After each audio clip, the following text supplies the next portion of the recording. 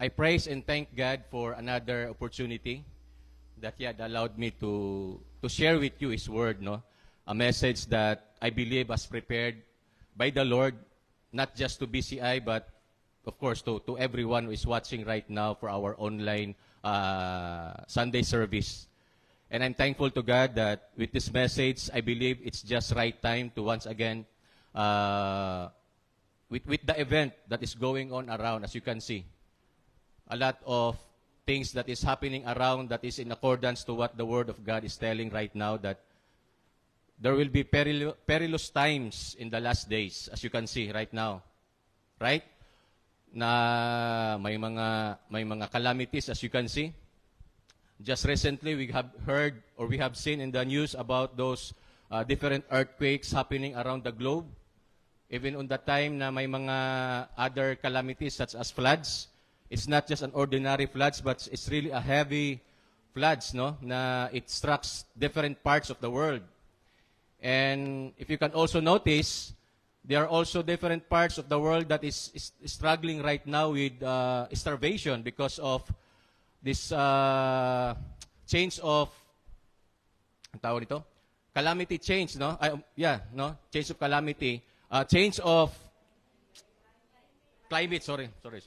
Change of climate, no? So, ang nangyari dyan, it's because of the change of climate. Normally, dapat hindi sila pa muna magtag-ulan, naging tag-ulan, no? And then, the worst of that is because of this extreme heat. It strikes around the world, different places, and it produces or it results into forest fire. So, ano talaga, no? It's really very spread out na talaga yung mga different calamities like that. And even this time, we have seen in our local news yung recent development ngayon ng Israel, no, with the war with Palestine. So very ano talaga siya, it's very alarming to us, and even trying to look with the different news, not just from the other countries, but of course in our local, no. We have seen different tragedies, accidents, sickness, and even there are also right now, mayroon ding coming threat na naman daw, no, na yung ginatawag na, yung sa India, yung Nipah, no, Nipah virus, not similar to COVID. So, with this different progress that is happening right now, it seems like with your own understanding, parang it's very, parang alarming on my part. It's really very threatening kasi everywhere may mga dangers that is coming around, no? Which you cannot just predict kung kailan siya magdating. And the worst of that is, if ever this will come, baka ako yung isa pa mabiktima nito. So how will it happen, no? So ano siya, it results into parang anxious thoughts na baka ako naman ang mabiktima ng calamities or whatever na magdating, no? So all of these are threat. And somehow, it gives us that anxious thoughts and a feeling of worries na baka mahit ako nito. It's either from war, from accident, from sickness, or it could be baka may biglang mag-ano dyan sa'yo, magtagbo na mga criminal, no? Bigla kang ma-attack. So, very alarming, no? Very threatening. But we as the child of God, are we really feel secured after all with this threat of calamities, threat of violence, and a threat of wars? So this time, let's try to go deep, no, about what is really the heart of God for us, especially with those who are putting their faith in the Lord, because you'll never know what could happen. So you may say na if that's the case, how will I be secure? Do I still be enduring because of these calamities and this sudden threat? Well, because we are in the Lord, as the Word of God says that He will never leave us nor forsake us. Let's have that heart of believing that the Lord's Word is faithful. As He says that if He will not leave you, He will not really leave you. Amen? So I would like to read a word from the context in Psalm 91. It says in here, Because he loves me, says the Lord, I will rescue him. I will protect him, for he acknowledges my name. He will call on me, and I will answer him. I will be with him in trouble. I will deliver him and honor him. With long life, I will satisfy him and show him my salvation. Now, the book of Psalm is actually a psalm of protection. It's a book of protection, actually, which most people are preferring to read, because as they read the word of Psalm 91, it really gives them that comfort that the Lord will protect them. So it says in here that as long as you put your trust in the Lord, He will be your refuge. And as you call Him, He will be with you. He will protect you. He will be a refuge to you. The book of Psalm actually considered as a psalm or a soldier's prayer, actually. Especially those who are a Christian soldier, they are bringing this word, Psalm 91, as their way of protection, that whatever happens, they know that they are protected because the word is faithful to them. And they are keeping this word from Psalm 91. And the Psalm 91 also is encouraging us to trust the Lord, no? In spite of the tragedy, in spite of the danger, even in the midst of trouble, in the midst of problem or challenges, the word from Psalm 91 says that, take heart because the Lord is with you. He will be with you, and He will deliver you. He will protect you, and He will rescue you. If you read the word from Psalm 91, the very essence is the protection of the Lord that is telling in Psalm 91. He who dwells in the shelter of the Most High shall rest under the shadow of the Almighty. I will say of the Lord, He is my refuge in my fortress, my God in whom I trust. What is the next? Surely, He will save you from the fowler's snare, from the deadly pestilence. He will cover you with His feathers, and under His wings you will find refuge. His faithfulness will be your shield and your rampart or your wall. You will not fear the terror of night, nor the arrow that flies by days, nor the pestilence that walks in the darkness, nor the plague that destroys at midday. 1,000 may fall at your side, 10,000 at your right hand, but it will not come near you. Because you have made the Lord as your refuge, and even the Most High, your dwelling place. It says that no evil shall befall you. No disaster will come near your tent. Because the Lord will command His angels to guard you in all your ways and to keep you whatever you do. That is the promise of the Word of God according to Psalm 91. As we keep holding on this Word, even though there's a lot of this dangerous time that is going on right now, from different events, calamities, accidents, fire, floods, earthquake, and even wars, the Word of God is faithful. We have a God that will keep us as long as we put our trust in Him and putting Him as our refuge. And with that refuge, He will cover us with His protection. No harm shall come before you because He is with you. That's why my message today is about the title, which I arrive with the title, God is saying to all of us, in spite of all of this, the Lord is wanted to comfort us. With long life, I will satisfy you. Somehow you may say, is it still applicable today that we could still achieve this long life?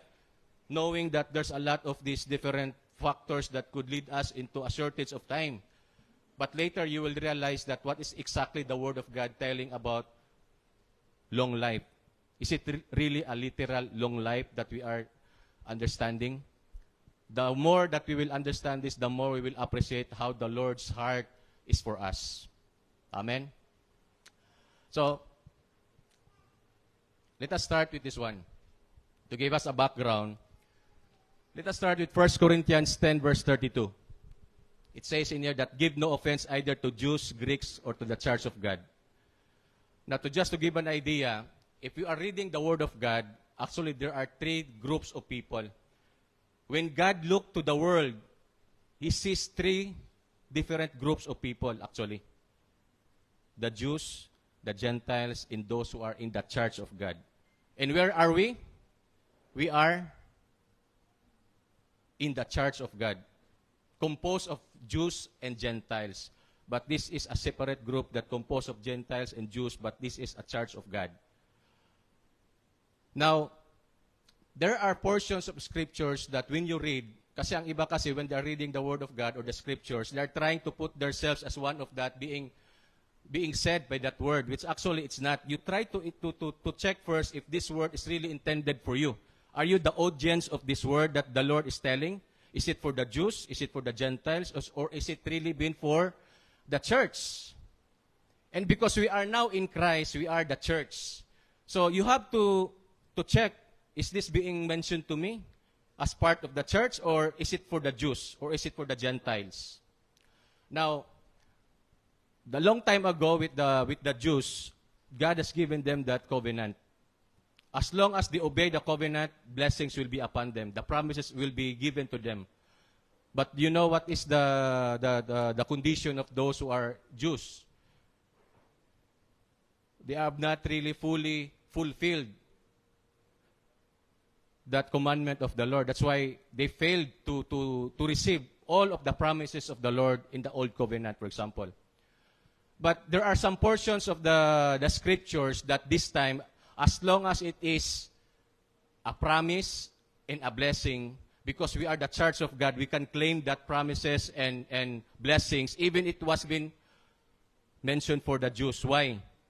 Because the Lord Jesus Christ Himself is the one who fulfilled all of the requirements which the Jews have not able to comply. 2 Corinthians 1:20, for all the promises of God are now yes in Christ Jesus, and so in Him is amen. So that's why we as Christ, we are in Christ, we can claim the promise even it was been mentioned to those who are in the Old Covenant. We can claim the promises according to Deuteronomy 28, where the Lord is telling about you are the head and you are not the tail. We can claim that because we are now in Christ. Even the blessings of Abraham, we can claim that. So those promises that was been spoken to the Jews that were not fulfilled by them because of their disobedience and their failures, it was been fulfilled by our Lord Jesus Christ. And because we are now in Christ, as the Word of God says that all of the promises of God are now yes in Christ Jesus. And so the amen is spoken for the glory of God through us. So the glory of God will be through us, church, because it will be manifested in the church, all the promises and the blessings of God. And so people will see na the promises of God was being fulfilled in this group of people. Who are these people? These are those who belong to Christ, because Christ is the fulfillment of all the commandments and requirement of God long time ago. Amen. Next. Now, if you can notice here in Genesis 6:3, it says in there 120 years. Do you like to still reach into this age, 120 years? Ngayon? Do you still prefer to reach an age of 120 years? Wala, no? But actually, this 120 years is kulang pa ito.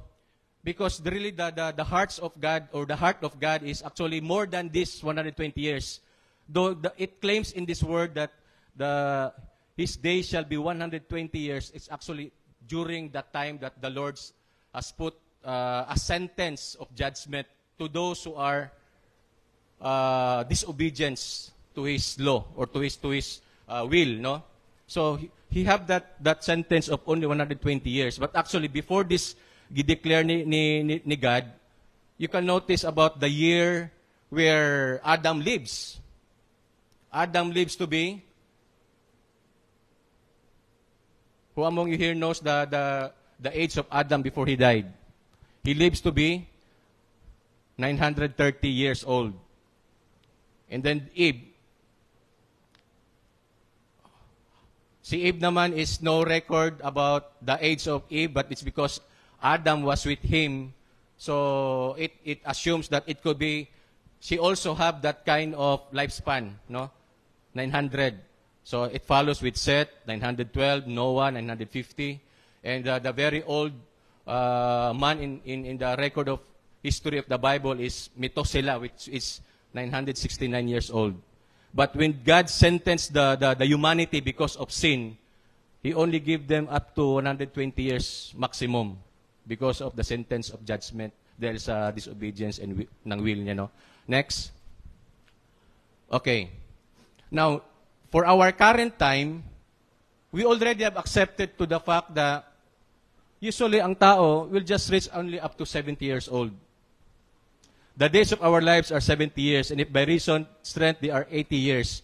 Because of this reference of the Bible, some of us believe na tama talaga itong Bible is because it says in here that up to 70 years. So your mind are being conditioned na up to 70 years lang talaga yung tao because even if we reach more than that, ano na lang yan?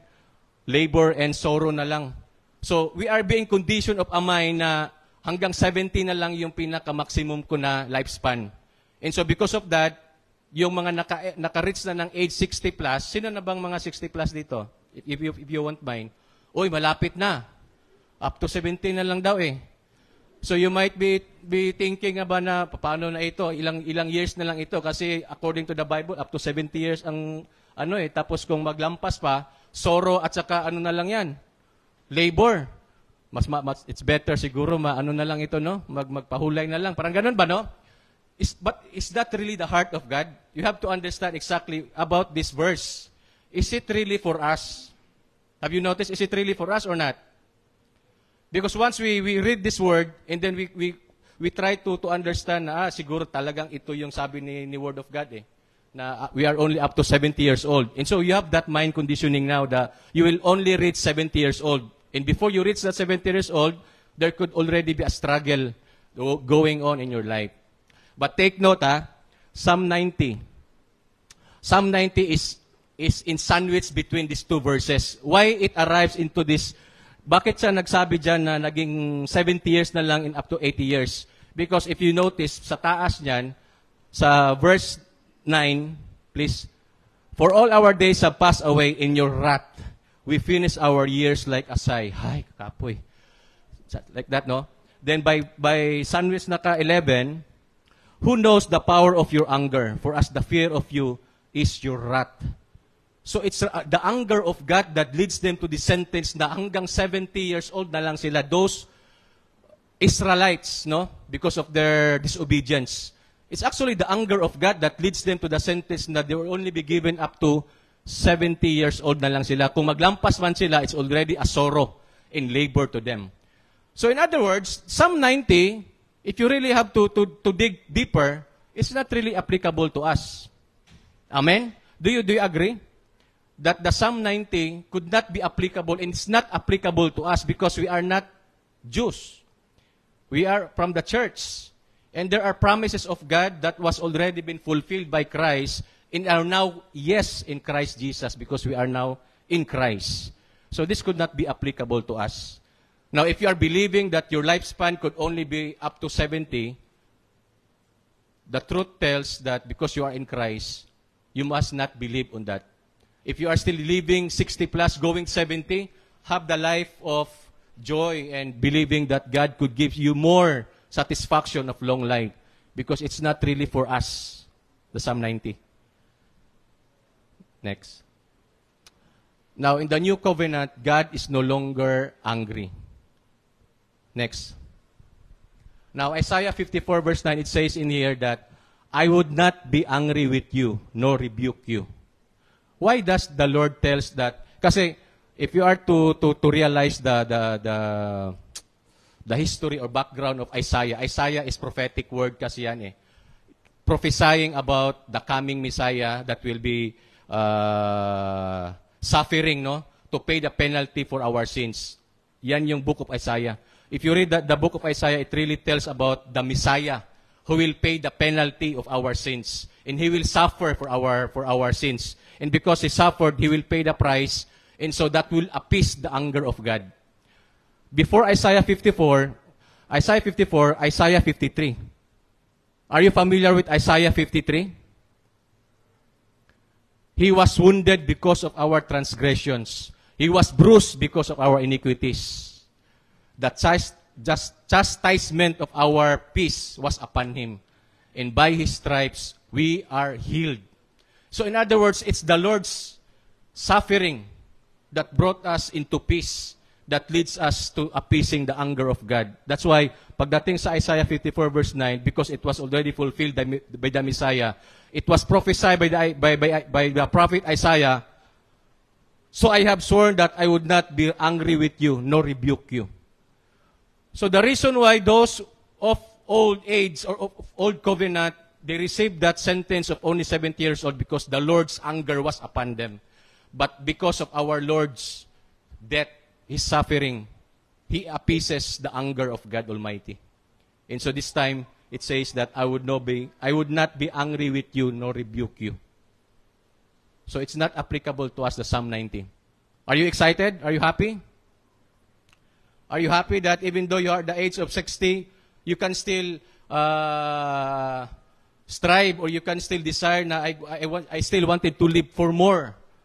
60, 70, 80, 90, actually up to 120 if you desire. Because the Word of God tells us that Psalm 90 is not applicable to us. It's applicable for those who are under the judgment of the Lord. Next, please. Now, Jesus destroyed the power of death at the cross. Now, that's really the very intention of the Lord Jesus Christ, to set us free from death. Now, we could read here from this verse, Hebrews 2, verse 14 to 15.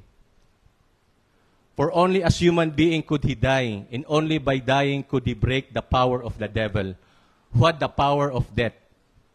Only in this way could He set free all who lives as slaves to the fear of dying.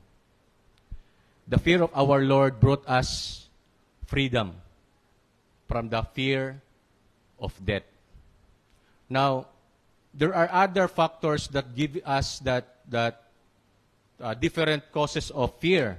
It could be the fear of sickness, the fear of poverty, the fear of depression, the fear of anong tawag dyan? Addiction, no?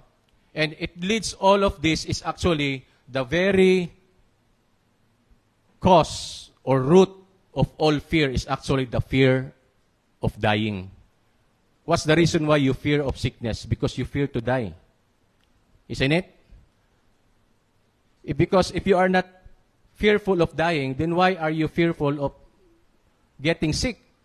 Di ba? Pag magkasakit tayo na immediately mag-anot kaagad tayo na how could we be cured with our sickness? Kasi we really have that kind of slavery from the enemy, that is the fear of dying. But because the Lord Christ Himself paid the price, He set us free from that fear of death, that bondage of the fear of death, through the death of the cross. He could only redeem us if He Himself will die. Next, please. It says in 1 Corinthians 15, for He must reign till He has put all enemies under His feet. The last enemy that will be destroyed is death.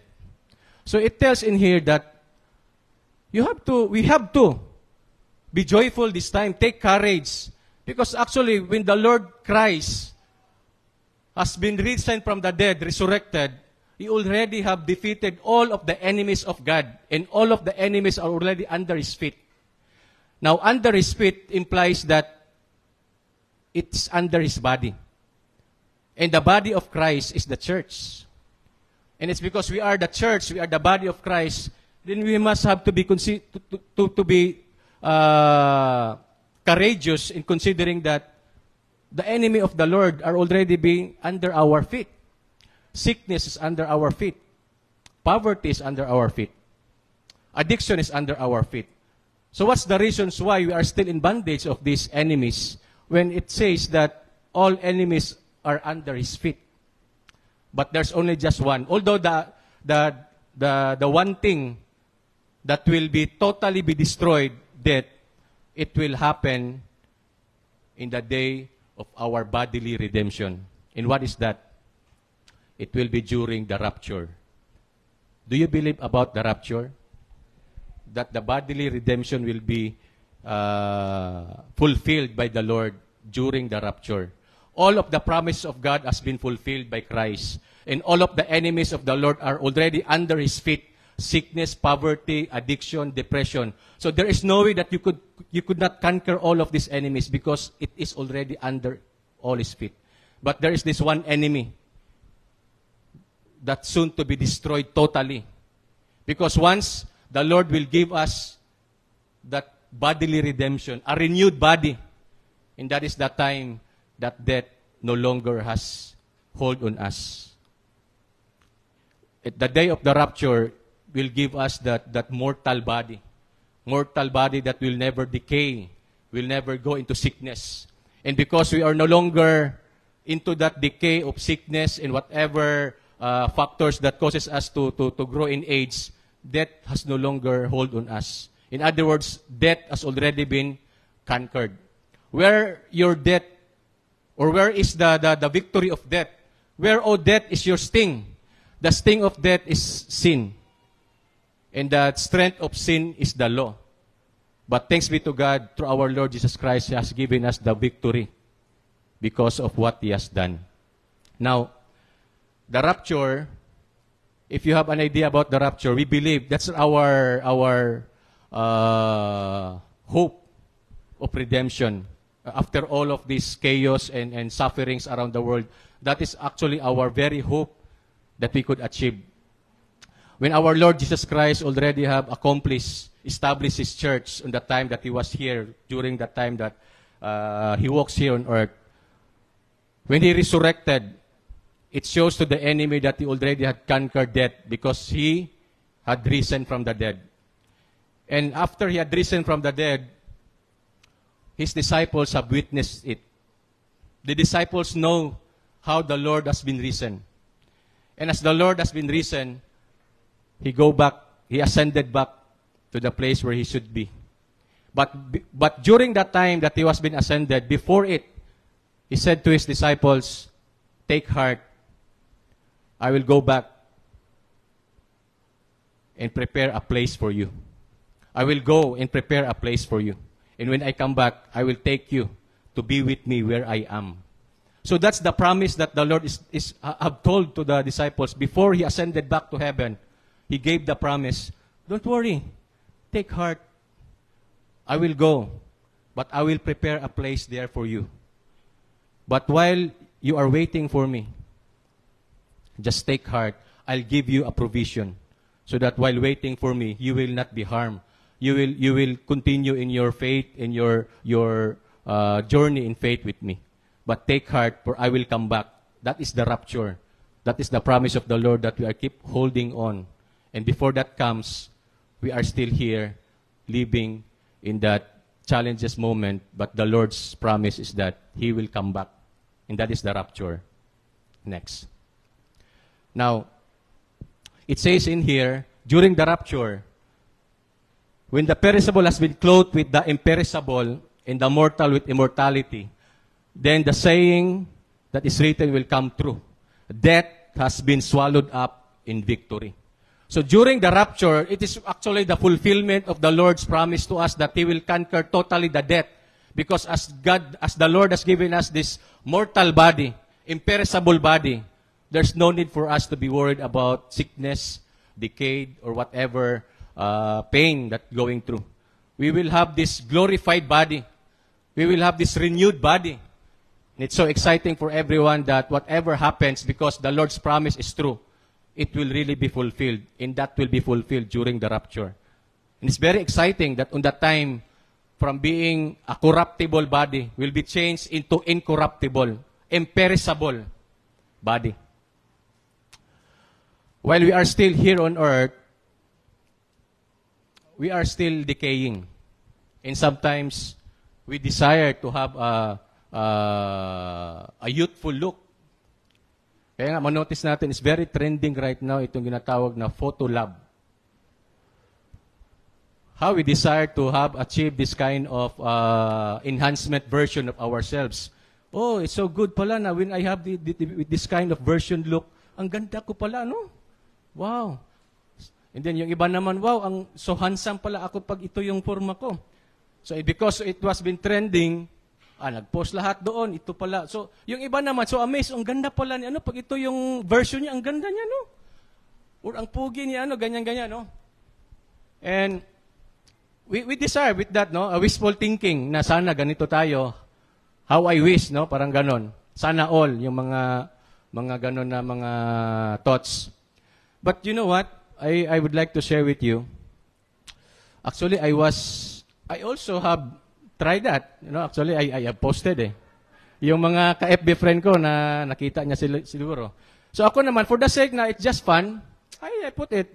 Ito pala yung most handsome natin, version pag ito yung look natin. So I posted. So yung iba naman, nag-like, ganyan. But do you know what? The Lord really strongly convicted me that time after, Kasi at first, parang gipost ko, parang wala lang. Di man siguro kasi, lang ito, personal naman ito. At saka anyway, parang kamukha ko lang man ito. It's for fun. I think it would be understandable for everyone kung sakali. But really, it gives me that burden. A night before or after, 2 days before this one, this Sunday, kasi I wake up at mga siguro early dawn, mga 3 o'clock, no? So, I am about to review my message. But when I review, parang there's a kind of blockage. I cannot see the word. I cannot see the message. And then suddenly it tells me, your profile picture is not true. Huh? You are a preacher of my word, and you are bringing my name. Why do you conform to the pattern of this world? Huh? It's really, I believe it's really the word, it's really the Lord who struck me. Now, that's my personal conviction, because we have a different conviction. But for me, that's a strong conviction for myself from the Lord. Why? Because I am preaching now, and the Lord is telling me that you are preaching my word, and you are representing me with my word. Why are you conforming to the pattern of this world? So with that, it's because of a great conviction from the Lord. I really immediately find some other pictures that is natural, yung talagang ako. I changed my profile pic agad during that time. And lo and behold, no, the word of God is very true.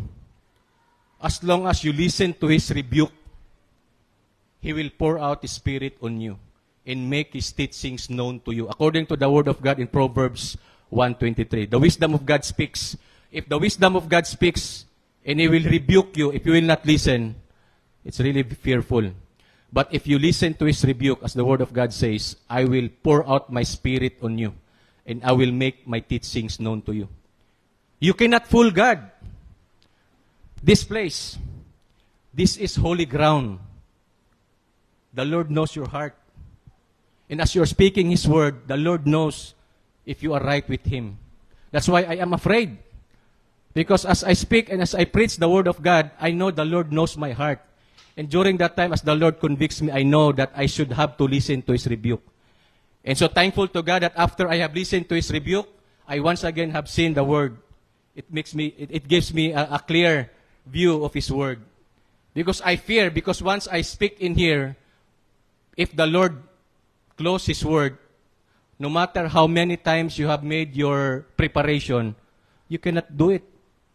Because this is holy ground. And there is anointing in here. And the Lord is looking at the heart of the one who is speaking. If this one speaking has the heart that will be used by Him as a vessel to speak His word with anointing, with conviction, and with blessing and affirmation to those who hear it. It's a spirit that will come out from His mouth. But if the word that comes out from the preacher is not from the word of God and it's not a spirit, it is something like at the end of the word or at the end of the message, you will just say, ano yung sinabi niya? Parang wala. But once the word of God speaks to you, using a person as a vessel of His word, when He speaks, it's a spirit. As the word of God says that the spirit gives life. The flesh counts for nothing. The word I have spoken to you is a spirit, and they are life. Amen? So that's my personal conviction. Please don't get me wrong. Baka you will feel guilty niya yung sinabi ko na isa-isahin nyo na rin yung ipangtanggal yung. It's up to your personal conviction from the Lord, no? But that's my personal conviction. As the one who is carrying the message and the word of God as a preacher. Kaya nga kanina, usually every morning, we do have breakfast with my wife. We usually talk, no? But sabi ko sa kanya, hindi muna ako masyadong mag-talk sa'yo kasi I am reserving the words that supposedly only for this message. Kasi I do not want to defile the word that was been placed by the Lord in my heart. So, when I speak, I have to make it sure that that is really from the Lord. Not defiled because of kasi di ba may iwasan, may biglang magpasok ng mga word na, mga ano ba? Mga other accessories ba? So, imbis yung gi-feed ni Lord sa'yo, iba na yung ma-feed mo. So, I really shut my mouth. And that's really the right thing, I believe, no? That's the right thing it's a conviction from the Lord na you have to prepare yourself, making yourself really set apart for His use. So, ganon, no? Sana tayo. Next, please. Yan. Now, because of this word from the Lord that He will come back again to take us to be with Him where He is, and that is the rapture.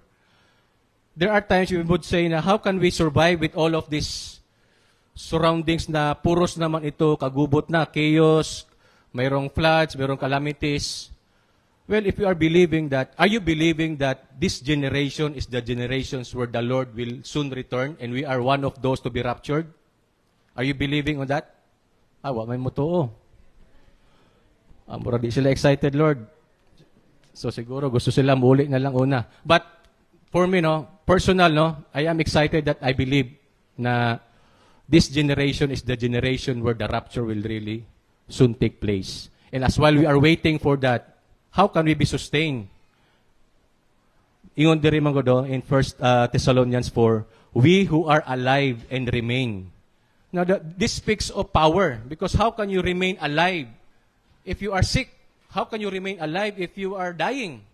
So this clearly tells that when time comes that the Lord's soon return on the rapture, He will sustain all of those who are left here. So if those others who are not in the Lord, they are being in victim of calamities and other killings, we have to make sure of that faith na the Lord's really will preserve us because we who are alive and remain. Next, please.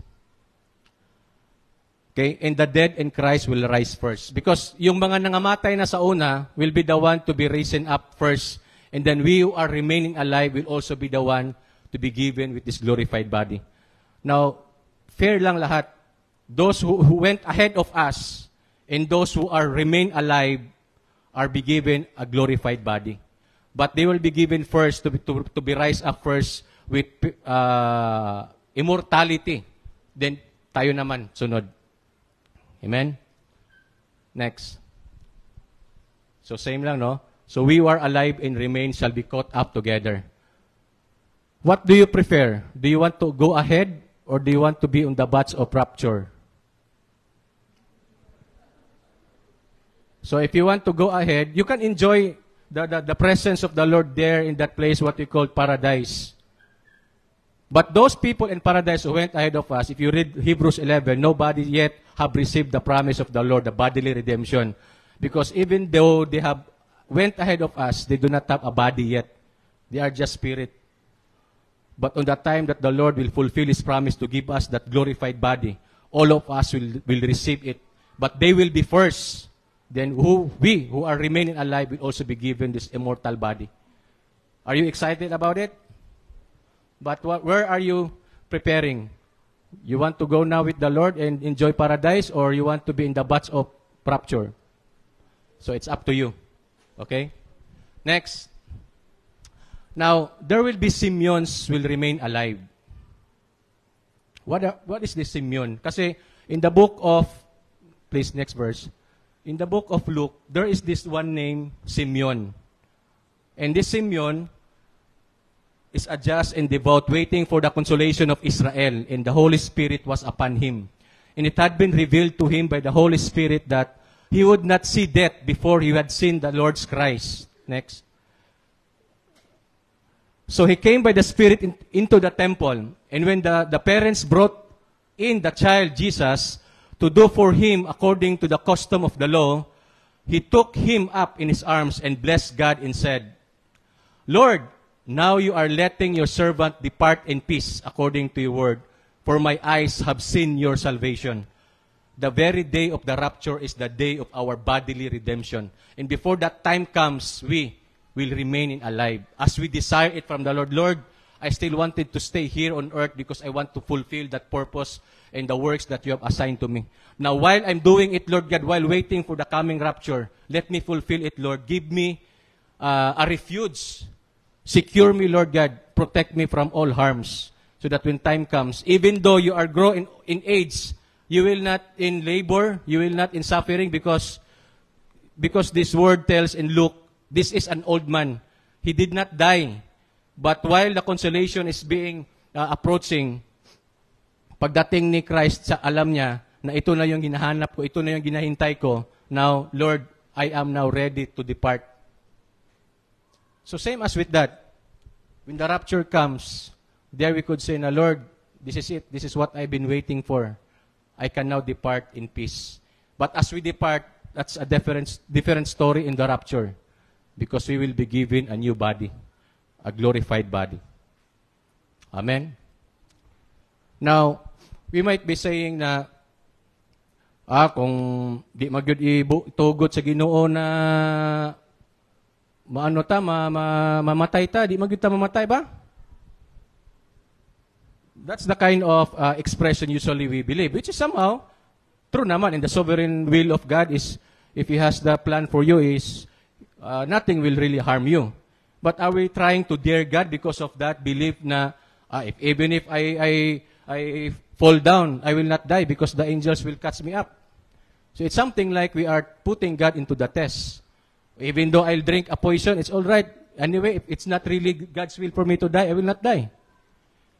But it's something like you are daring God and putting God into the test, and that is provoking to God. So it still takes responsibility to every one of us. And at the same time, the Lord has given us a provision, how to live long. Because they will say na the Lord has a right timing that if you really die in this day, you will really die. But actually, if you follow this provision from the Lord, you will live long. One of that is, please, revelations that will cause to live long. One of that is, next verse, children, obey your parents in the Lord for this right. Honor your father and mother, which is the first commandment with promise, that it may go well with you and you may live long on earth.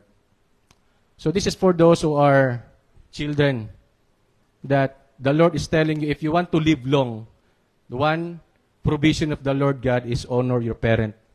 And once you do that, He is true to His promise. He will give you a long life. Okay? Next. The fear of the Lord prolong days according to Proverbs 10:27. They say that yung masamang damo, matagal daw mamatay. But that is not true. Because the more that you are doing wicked, doing against the will of God, you are prone to destruction. You are prone to whatever things that will put you into trouble. But for those who have fear of the Lord, will give them that secure place. Next. Death and life are in the power of the tongue, and those who love it will eat its fruit. No? Now, there are two differences between the believers and the unbelievers. Dong mga unbelievers kasi, they just used to with expression of telling, just say na, they're cursing ba?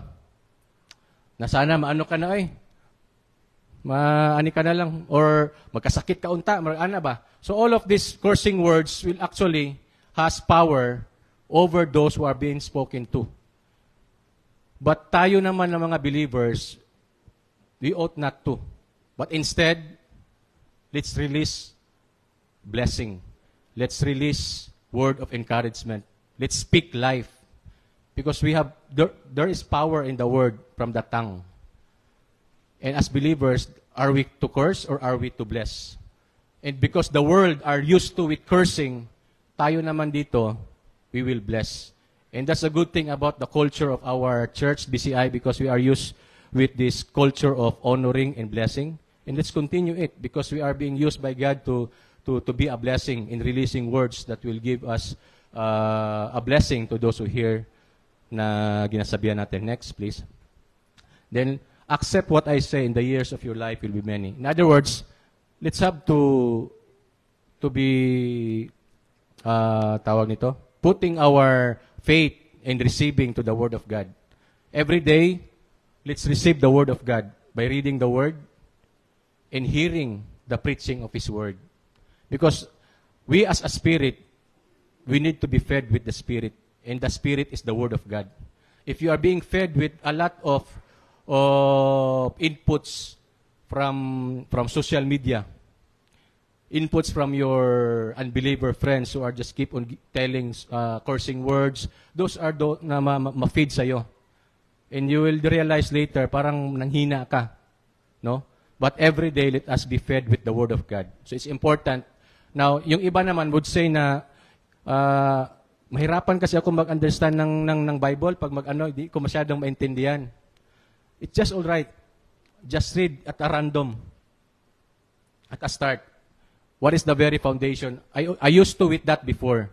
I cannot understand the Word of God. But this is what I've been holding on. If you listen to my rebuke, I will pour out my heart and make my teachings known to you. Even a simple verse, the Lord will open the Word to you as long as you listen to His rebuke. You listen to His instruction. Just like what happened to that great conviction of mine about the photo lab. I could just deny it na hindi yan kay Lord. But since I did not listen, even if I prepared too much, I cannot understand the Word. Because He will close it. See? So it does not necessarily mean that because you are reading a lot of chapters, the Lord has opened the Word to you. You have to really take heed of His Word and obey His instruction. Next, please. Now, this is the very core of the message of God's provision for us. Now, you have noticed that the Messiah in Isaiah 53 had made the provision for us actually. He was made for our transgressions. He was wounded for our transgressions. He was bruised for our iniquities. And by His stripes we are healed. Now, itong verse na ito, please, next, is very common to us.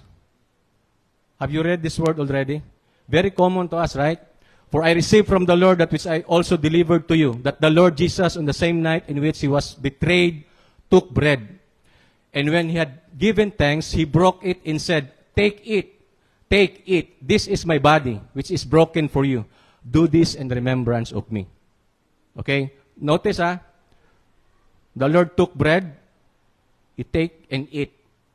You take, sabi niya, I took bread, tapos ibinigay niya sa mga disciples niya, you take, you eat. This is my body, which is broken for you. Do this in remembrance of me. So that's one thing. Next. In the same manner, He also took the cup after supper, saying, This cup is the new covenant in my blood. This do as often as you drink it in remembrance of me. So after the bread, He gave the wine. Now do this in remembrance of me. For as often as you eat this bread and drink this cup, you proclaim the Lord's death till He comes. So the Lord is telling na you do this, take bread, you drink the wine. By doing this, you are proclaiming the Lord's death till He comes. Now this is the big part na gusto kong i-anon sa atin. Therefore, whoever eats this bread or drink this cup of the Lord in an unworthy manner will be guilty of the body and the blood of the Lord. Now, meron palang manner na unworthy when you take the bread and the wine. Because it says in here that in an unworthy manner will be guilty of the body and the blood. Now, it emphasizes this time the body and the blood.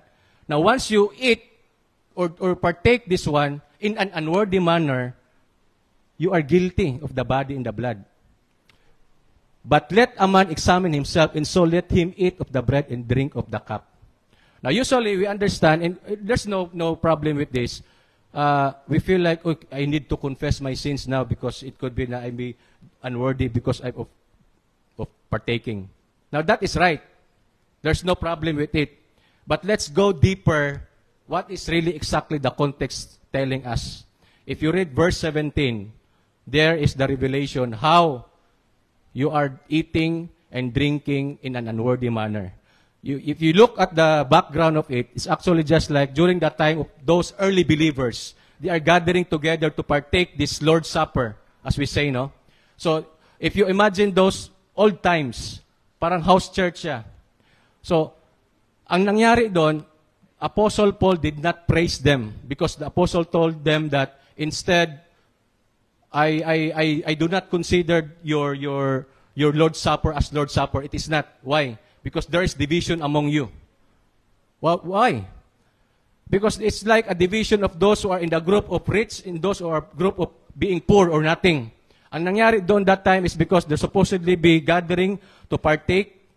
Ang nangyari dyan, others just take some portion of it and then went ahead without waiting for others. So, what does it mean? Ang nangyayari kasi niyan, they just make, for the long period of time, parang naging common na lang yung parang gathering nila as like parang walang significant. Parang walang purpose ba?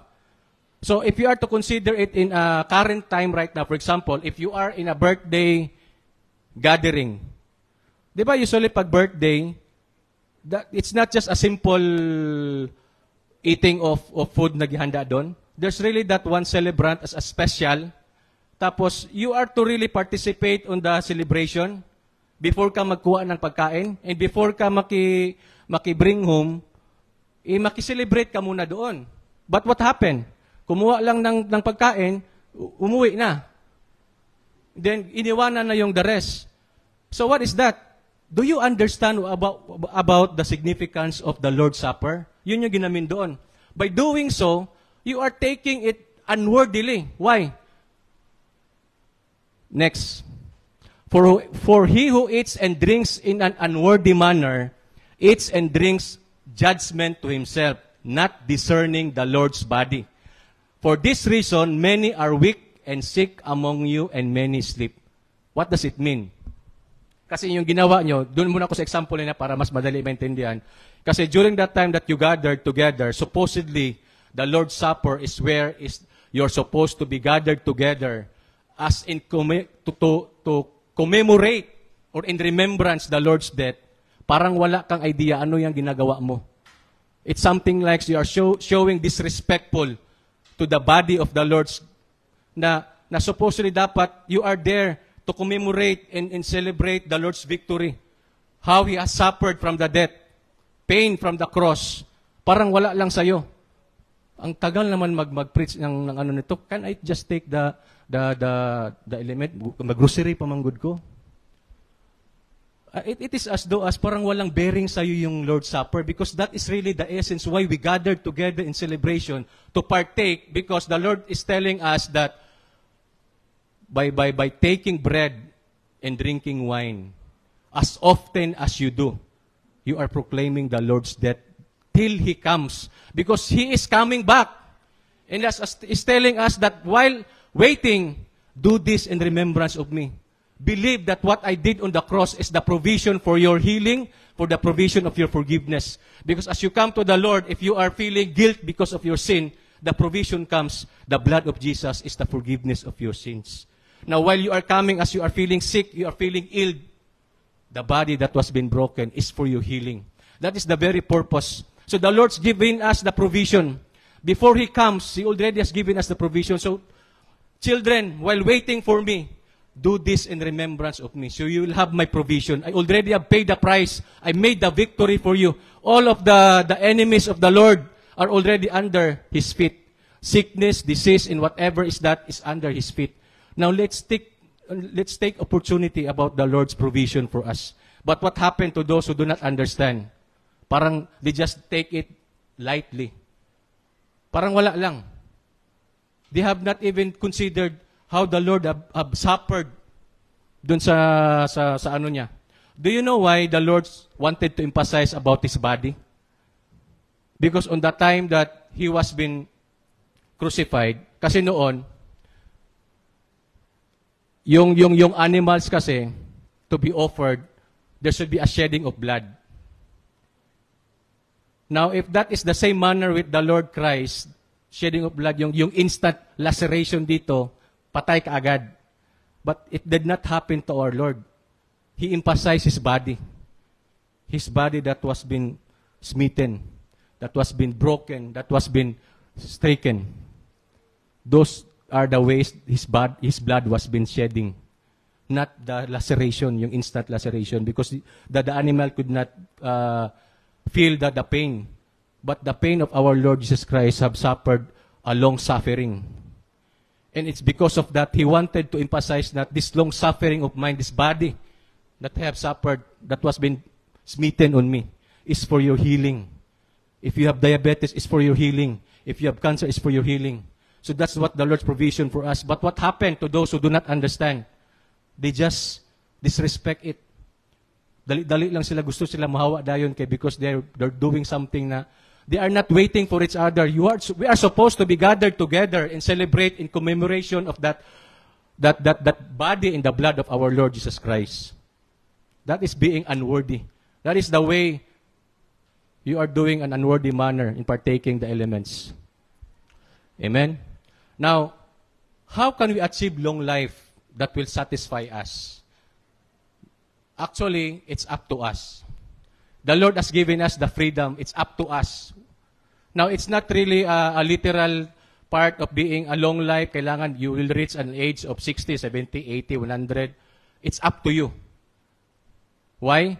Because in this verse, Apostle, after he has accomplished the purpose in the works that the Lord has assigned to him, that is where the time he says that, I am ready now to depart.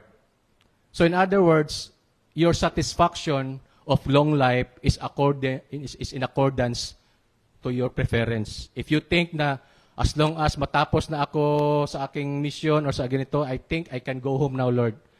And be careful with your silent wish because the Lord is really listening to you. I have heard a lot of testimonies about that they are telling na as long as, Lord, na matapos ko na yung ganito ko, ganyan, I can depart now. Actually, talagang nag-depart sila after pagsabi nila. And the Lord's consolation for us is at least because you are faithful to the assignment He has given you, He will give you a peaceful sleep. I have seen a lot of testimonies, yung mga nangamatay na mga believers who are ahead of us, they really have a peaceful sleep. Parang natulog lang. They have not undergone such very destructive death compared to those who are not really serving the Lord. And also, King Hezekiah are supposed to die because of sickness, but he pleaded to the Lord and tell the Lord, na Lord, consider me your servant. Remember me, Lord, of my faithfulness. Are we being faithful to of that task the Lord has given us? As we do, the Lord's heart will really listen to you if you plead to Him, Lord, I still do not want to go home yet. I still want to complete this mission of yours assigned to me. Can you still extend my life? And the Lord will grant you your heart. Same with Hezekiah. Can you go to Hezekiah? Next verse. Next verse. Up, balik. This one. I will add to your days 15 years because King Hezekiah pleaded to the Lord. And the Lord remembers the faithfulness of Hezekiah. And so the Lord granted him his request. Same way with us. I have a dream. I hope it could bless you, but short na lang nung time. Short na lang. Yung dream ko kasi, when I was on that dream, it's really the Lord is with me during that dream. I'm walking with the Lord. Parang gitour niya ako doon sa isang place where I could say na it's really a paradise. And I said, the Lord, kasi sabi ko doon kay Lord na, Lord, I'm so tired. Literally, I was tired that time. So when I go to sleep, nakadream ako kay Lord. And the Lord is walking with me. Nakafeel ako ang sarap ng presence ng Lord. It's in peace, no? And sabi niya, are you tired? You can rest in here. And I can see the paradise. Ay, ang ganda. And then, doon sa unahan, doon yun yung parang ano niya, yung kingdom niya na naga-shine, no? Sabi ko, wow, ang ganda dito. And the Lord said is, you can rest here. Then, kadinli biglang sa mind ko, kaya lang kung ako dito, marami pa akong pending doon, I need to go back. So I said to the Lord, Lord, can I just go back? Pag sabi ko doon, can I just go back, bigla ako nakagising. So what I'm trying to mean, it could be, possibly, that is really a dream where I encountered the Lord. It could happen to you as well. If you wish to the Lord, I can just go home now with you. I am satisfied with what I have now. I already have accomplished. The Lord will really listen to you. And what's out, He will really take you home. Yeah, that's correct. That's right. There's a lot of testimonies happen. Kasi yung isang kasama ko, sabi niya na, magpatapos ko lang yung mga anak ko, pwede naman ako ba? Kaya marami naman akong ginawa kay Lord na mga matanda na rin yun eh. Bigla siyang cardiac arrest, pero parang nag-sleep lang siya. Amen? So it's something like that. You have to be, wala nag-amen, no? Marami katawa lang. So you have to be careful with your wish. So if you want to be part of the batch of those who will be raptured, because we are those batch that will be remain alive to do the work of God, the Lord will make sure na hindi tayo maapektuhan doon sa calamities na yon. Then last verse, before I close. Last verse.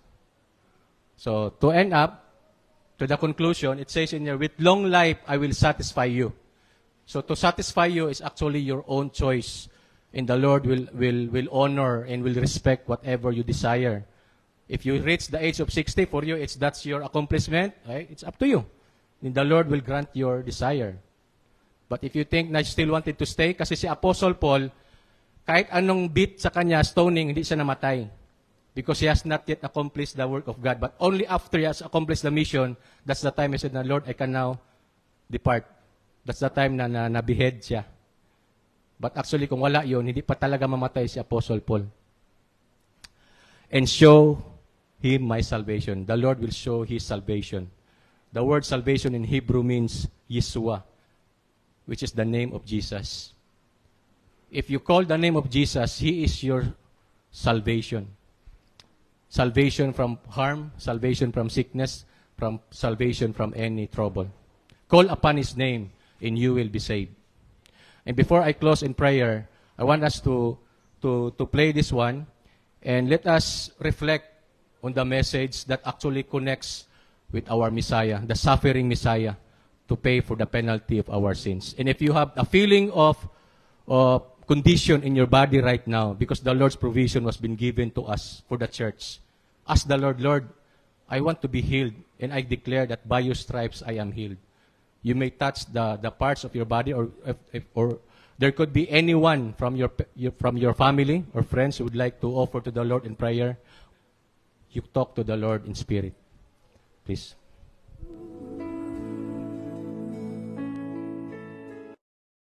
What the Lord has done to us, He made the sacrifice for our sins in His body that was been broken, is for the provision of your healing right now.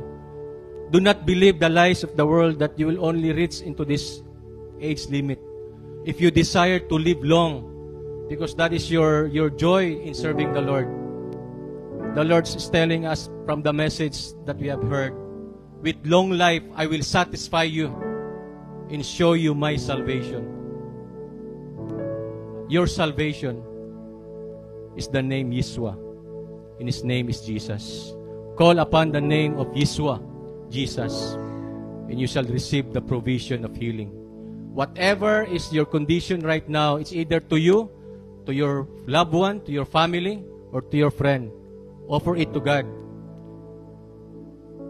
In the healing power of the Lord Jesus, His body that was been broken, that was been bruised, that was been smitten, in the shedding of His blood is the forgiveness of your sins. Father God, how we are so thankful, Lord. How we remember the suffering, the long suffering of our Lord Jesus. O Lord God Almighty, you paid the price for us, Lord Jesus. We thank you, Lord, that your presence are touching us right now. and speaking to our hearts right now, Lord, that we should have to take heart and take courage, for you will never leave us. You're always with us, Lord. Even the time that you go back in ascensions to your kingdom in heaven, you did never abandon us, but you leave us with the Spirit of truth, the Spirit that will comfort us, and that is your Holy Spirit. And right now, Lord, as we put our faith and trust on you, your Holy Spirit will transform our lives. Even, Lord God, as we ask from you, satisfy us with long life, Lord God. In times of trouble, in times of danger, even in these perilous times, Lord, sustain us by your grace until such that you will come back again and take us to be with you. While waiting for it, Lord, we will take the bread and drink the wine, and as often as we did it, Lord, in remembrance of you, proclaiming your death till you come. We give you thanks, we give you honor. In Jesus' name we pray. Amen. Hallelujah.